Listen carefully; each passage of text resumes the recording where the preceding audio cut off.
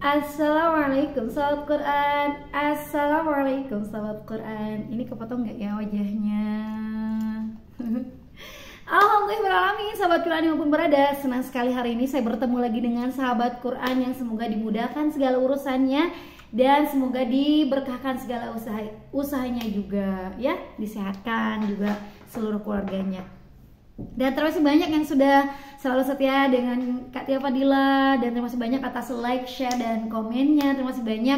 Dan Kak Tia juga mohon maaf lahir batin karena baru saja kita sudah melaksanakan Idul Fitri. Semoga semuanya tetap dalam ketatan ya. Dan mohon maaf lahir dan batin. Taqabbalallahu minna wa minkum shiyamana wa shiyamakum. Terima kasih banyak yang selalu setia dengan Katia bertahun-tahun lamanya nih Katia ya. Terima kasih banyak. Dan hari ini seperti biasa, sebelum dimulai bismillah dulu. Nah, harus ada resolusi nih setelah lebaran.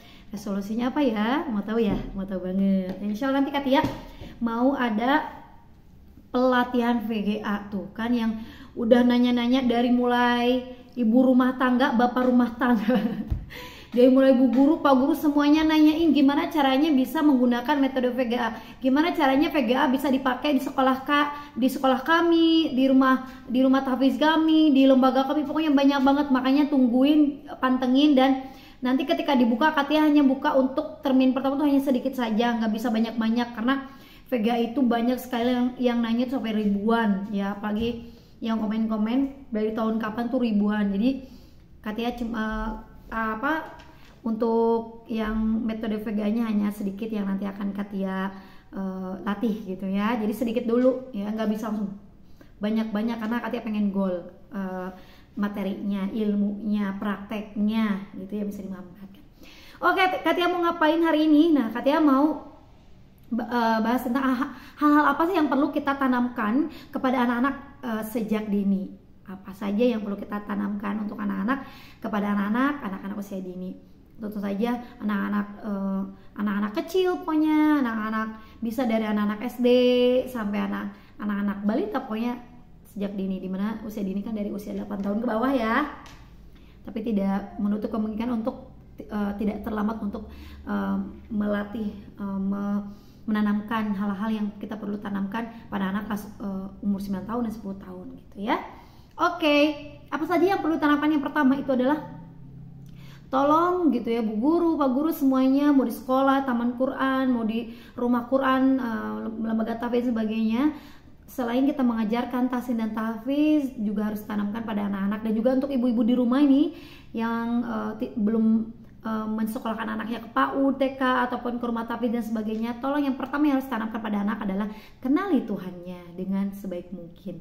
Ya, kenalilah Tuhannya dengan sebaik mungkin. Selalu mengingatkan aktivitas karena Allah SWT, mengharap ridho Allah SWT. Jadi ketika kita mau mandi pun, mau makan, mau keluar, mau main, selalu mengajak mereka untuk bismillah, selalu mengingat Allah SWT gitu ya.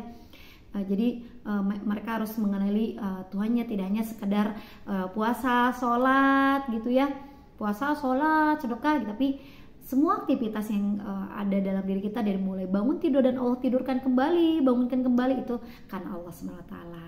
Makanya Masya Allah gitu, orang anak-anak yang luar biasa gitu ya, pendidikannya yang sopannya gitu ya, baca doa dimanapun, selalu percaya dengan Tuhannya, selalu menjaga. Senang banget bismillah lagi, anak-anak kecil tuh bismillah lucu ya, Masya Allah. Kemudian hal yang perlu ditanamkan pada anak-anak usia dini adalah habit yang baik gitu ya, selalu tanamkan, praktekkan, terus dipraktekkan gitu ya. Selain kita menanamkan, tapi kita mengajak praktek, yaitu lakukanlah habit-habit yang baik, seperti melakukan sesuatu seperti makan dan minum dengan tangan yang baik gitu ya, dengan tangan kanan maksudnya, dengan duduk, buang sampah pada tempatnya gitu ya, membereskan mainan, tempat tidur harus sendiri, kemudian makan di tempatnya kembali, itu sesuatu habit-habit yang baik gitu ya, agar mereka terbiasa. Dan kalau sudah terbiasa itu bukan sesuatu yang sulit gitu ya, membuang sampah pada tempatnya, membereskan makanan kembali, mainan kembali dan sebagainya. Itu habit-habit yang baik. Kemudian Ajarkan anak-anak kepada anak juga sopan dan santun. Sopan santun seperti ketika bertemu orang tidak hey atau halo, tapi assalamualaikum. Kemudian ke orang yang itu juga bukan hey, tapi ibu, bapak, ma atau abah atau emang apa saja, bibi dan sebagainya. Dan juga kepada orang yang lebih tua juga bisa mengucapkan salim dulu, apalagi orang Indonesia ya yang menjunjung tinggi norma gitu kan, salim gitu ya. Ketika lewat juga permisi dan sebagainya, punten kalau orang Sunda namanya. Nah, kemudian ajarkan kepada anak-anak usia dini juga bertanggung jawab, seperti meminta maaf jika salah, minta maaf lagi, minta maaf. Kemudian selalu peduli jika mereka tidak sengaja untuk menyenggol, memukul, kelempar. Kan anak kecil sudah begitu ya, menyobek atau mengotori. Pokoknya harus bisa bertanggung jawab, meminta maaf, kemudian permisi, meminjam sesuatu juga harus permisi. Ingat, ketika mau sekecil apapun penghapus atau apa juga makanan yang nggak ada tuannya tetap harus permisi, harus izin dulu. Diajarkan itu dengan praktek-praktek yang baik. Selain kita menanamkan, terus lebih banyak prakteknya gitu dengan guru-gurunya, dengan orang tuanya gitu ya, agar mereka bisa bertanggung jawab apa yang telah mereka lakukan gitu ya, dan langsung meminta maaf, kemudian peduli jika nggak sengaja memukul, menendang. Namanya juga ya anak-anak tuh kan kalau nggak sengaja dikiranya beneran, dia hanya mukul aku kan nggak sengaja. Nanti diluruskan bersama-sama ya. Kemudian bertanggung jawab ini untuk anak-anak usia dini juga, ketika tumpah diajarkan untuk selalu bertanggung jawab untuk mengelap sendiri gitu, mengepel yang dikotornya, bukan ngepel rumah, enggak gitu. Sesuatu yang dilakukan tumpah, kotor yang dibuat sendiri. Kemudian tanamkan pada anak-anak juga rasa hormat gitu ya. Rasa hormat ini di sini tidak usil gitu ya, tidak jahil gitu. Apalagi kalau usil dan jahil yang menzolimi gitu, seperti usil mencoret-coret bukunya gitu. Padahal itu buku yang pertama kali mungkin dia punya, dari orang tua yang sekian lama ditunggu-tunggu, kan sakit hati gitu ya. Kalau usil-usilnya zolim kan nggak boleh gitu ya. Usil nyoret-nyoretin boneka, padahal itu boneka yang mungkin dari ayahnya udah meninggal dan sebagainya, itu tidak boleh usil, tidak boleh gitu. Apalagi usil yang sampai dengan zolim gitu ya. Di depan rumah juga ada yang usil sampai zolim, kan pintunya rusak. Jadi curhat deh. Jadi gak boleh usil apalagi sampai zolim ya.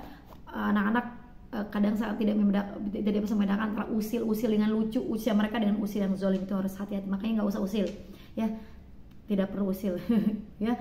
Pagi merusak tanaman gitu, bunga-bunga kan banyak kan anak-anak kecil kan cuma ngambil daun atau ngambil tanaman, itu juga boleh ya. Harus bisa tahu rasa hormat gitu. Mungkin aja itu mah tanaman sampai jaga-jaga beli dari mana, dari Hong Kong atau dari New Zealand atau Swedia, dia tidak tahu. Tiba anak-anak kecil yang usil cuma comot-comot, itu hati-hati ya. Apalagi itu katanya itu mungkin temboknya itu dari Abu Dhabi ya. Gitu, jadi harus diajarkan itu. Jangan sampai nanti tetangga nggak ridho gitu ya, nanti kitanya banyak kesalahan-kesalahan, banyak pahala buruk gitu. Kok pahala buruk sih? Banyak pokoknya dosa-dosa gitu ya. Ngomong dosa kok susah, pahala malahnya kita takut banyak dosa gitu ya. Nah, jadi jangan juga salah satu tidak hanya usil ke barang, ke rumah, memang tidak boleh usil juga ke orang tentu saja ya.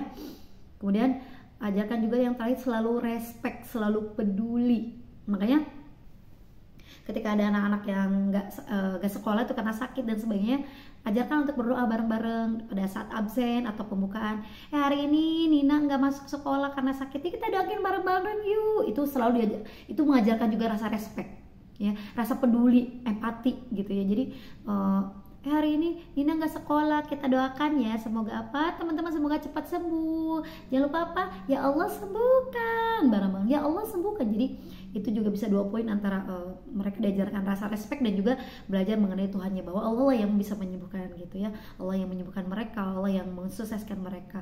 Jadi apapun benar-benar mencapai atau menggapai ridho Allah SWT ya. Dan rasa respect ini juga, selalu respect juga ini membantu untuk mengambil minuman kalau anaknya lagi guru lagi riwe, ada anak yang masya Allah ala uji dengan hiperaktifnya, kemudian aku bantu bu guru ya, ambil ya, itu masya Allah, ajarkan gitu ya. adik-adiknya yang mungkin punya adik, bundanya atau uminya atau maminya sedang sibuk, dia dengan sigap membantu karena dia selalu kita tanamkan dan juga kita ajarkan tentang respect, peduli, membantu mengambilkan barang, membantu mengambilkan mainan dan sebagainya. Itu adalah respect. Itu harus kita tanamkan pada anak-anak sejak dini ya. Yang paling penting adalah itu. Yang paling utama yang harus selalu diajarkan tadi yang poin pertama, kenalilah Tuhannya. Jadi ketika anak-anak sudah mengenali Tuhannya, maka dia akan taat pada orang tuanya. Jadi jangan dulu anak-anak bisa bimba jadi apa, berhitung dan sebagainya, bisa nyanyi balet dan sebagainya, bisa nyanyi dorek, nari, joget dan sebagainya, tapi dia tidak intens untuk mengenali siapakah Tuhannya gitu. Jadi yang paling penting adalah poin pertama. Jadi kenalilah Tuhannya dengan sebaik mungkin, bahwa kita semua ini karena Allah SWT, kita punya apapun karena Allah SWT, kita sehat dan sebagainya karena Allah. Oke, itu saja sahabat kawan dimanapun berada. Senang sekali hari ini bisa bersama, meskipun kenapa kameranya kadang redup kadang tidak. Semoga sehat selalu ya, dan nanti kita sambung lagi. Kita tutup subhanakallahumma wa bihamdika asyhadu an la ilaha illa anta astaghfiruka wa atubu ilaik. Assalamualaikum sahabat Quran. Assalamualaikum sahabat Quran.